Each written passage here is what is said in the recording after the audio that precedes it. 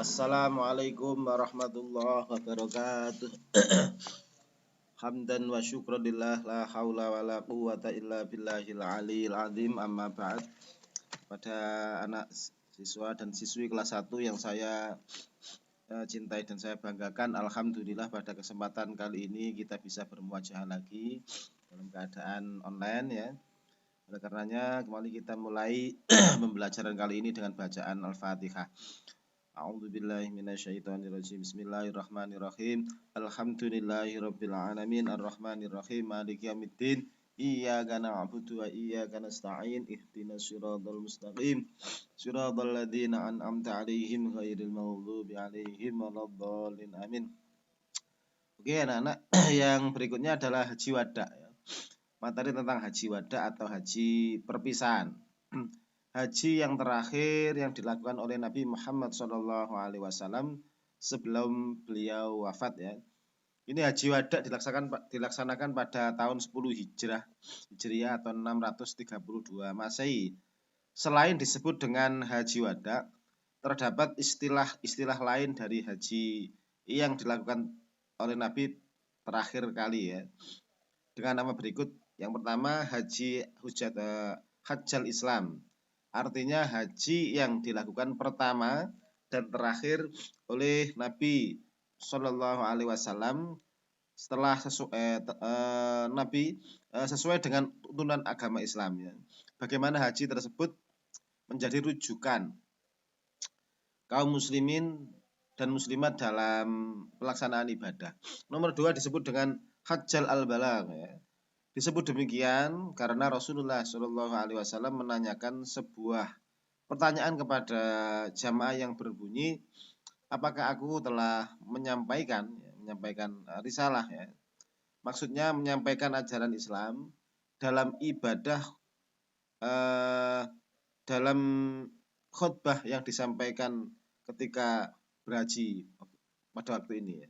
Nomor 3 adalah hajat at-tamam, yakni pelaksanaan haji tersebut tepatnya saat Rasulullah Shallallahu Alaihi Wasallam sedang wukuf pada hari Arafah. Ya, di Arafah turunlah wahyu tentang penegasan kesempurnaan agama Islam dan kecukupan nikmatnya melalui firman Allah surat Al-Maidah, Al-yauma akmaltu lakum dinakum atmamtu alaikum ni'mati wa raditu lakumul Islam madina ya. Haji wada ini dilakukan oleh Nabi Muhammad SAW pada tahun 10 Hijriah. Beliau melaksanakan haji wada bersama ummahatul mukminin. Jadi semua istri Nabi diajak untuk mengikuti haji wada beserta sejumlah besar kaum muslimin sekitar 100.000 orang. Banyak ini. Banyak sekali. Mereka bermalam di Zulhulaifah ya. Keesokan harinya mereka mengenakan pakaian ihram.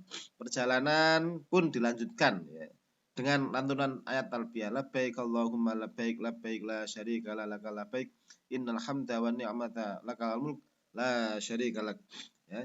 Jemaah haji tiba di Makkah pada tanggal 4 Dzulhijjah waktu itu.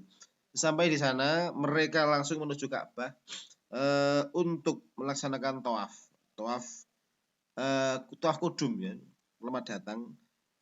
Dilanjutkan sholat 2 rakaat di makom Ibrahim dan Hijr Ismail. Setelah itu mereka mengerjakan sa'i atau lari-lari kecil pada tanggal 10 Dzulhijjah tahun 10 Hijriah ya, yang disebut dengan hari Tarwiyah. Sebelum Arafah ada Tarwiyah atau Mamang. Jamaah haji mengiringkan Rasulullah Shallallahu Alaihi Wasallam menuju Mina ya. Maka bermalam di sana. Keesokan harinya atau tanggal 9 Dzulhijjah mereka melanjutkan perjalanan menuju Jabal Arafah atau Gunung Arafah di desa Namirah, sebuah desa yang terletak di bagian timur Jabal Arafah atau Gunung Arafah. Didirikan sebuah kemah, tempat istirahat Rasulullah Shallallahu Alaihi Wasallam. Kemudian Rasulullah Shallallahu Alaihi Wasallam menuju lembah yang terletak di bagian padang Arafah. Kemudian Rasulullah Shallallahu Alaihi Wasallam menuju lembah yang terletak pada bagian padang Arafah. Di tempat tersebut Rasulullah Shallallahu Alaihi Wasallam memanggil segenap jamaah untuk berkumpul di sekelilingnya. Kemudian diteruskan oleh Rabi'ah bin Umayyah bin Khalaf. Setelah semua berkumpul, Rasulullah Shallallahu Alaihi Wasallam menyampaikan khutbah wada atau khutbah perpisahan atau pidato perpisahan. Adapun isi dari khutbah ini berbagai berikut. Panjang sekali. Ya, ini, hai sekalian manusia, dengarkan olehmu perkataanku ini, sebab saya tidak tahu, barangkali tidak akan berjumpa lagi dengan kaum kamu sesudah tahun ini di dalam pertemuan seperti ini. Intinya khutbah ini menerangkan tentang perpisahan antara Nabi dan para umatnya, menyampaikan bahwa risalah yang diberikan oleh Nabi kepada umat Islam sudah sempurna ya, sudah final, sudah final. Ini disampaikan bahwa risalah Nabi selama ini sudah insya Allah hampir final ya. Ini segenap yang hadir pada waktu itu menjawab sudah. Maka Rasulullah SAW berkata, ya Allah saksikanlah. Ya. Setelah menyampaikan khutbahnya, Rasulullah SAW beristirahat. Kemudian beliau melaksanakan sholat zuhur dan asar. Saat tiba di Sakhrah, turunlah firman terakhir yang yaitu surat Al-Maidah. Ini ada yang mengatakan surah terakhir kedua. Yang paling akhir adalah wattaqu yauman turja'una fi ilallah ila akhirih. Tapi ini adalah terakhir dari segi hukumnya. Al yauma akmaltu lakum dinakum wa atmamtu alaikum ni'mati wa raditu lakumul islam madina ya. Pada hari ini telah aku sempurnakan agamamu untukmu, yakni tentang hukum-hukum Islam sudah sempurna. Ya. Dan telah aku cukupkan nikmatku bagimu dan telah aku ridhoi Islam sebagai agamamu. Ini disinyalir bahwa ayat terakhir kedua ya.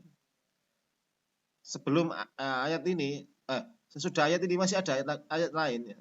Jadi ini adalah ayat terakhir menunjukkan bahwa hukum-hukum yang disampaikan oleh Nabi sudah selesai ya. Oke, Rasul dan kaum muslimin pun meninggalkan Arafah untuk menuju Muzdalifah dan bermalam di sana.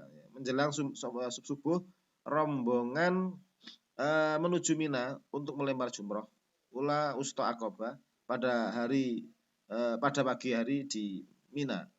Rasulullah SAW melempar jumroh Aqabah, mencukur rambut dan memotong hewan kurban. Pada tanggal 11, 12 bulan Dzulhijjah beliau mengulang kembali melempar 3 jumroh, yaitu jumroh ula usta Aqabah. Setelah itu beliau kembali ke Makkah untuk melaksanakan tawaf ifadah dan sa'i ya. Dengan demikian selesailah pelaksanaan ibadah haji Rasulullah Shallallahu Alaihi Wasallam yang terakhir atau disebut dengan haji wada, haji perpisahan antara Rasulullah Shallallahu Alaihi Wasallam dengan kehidupan dunia.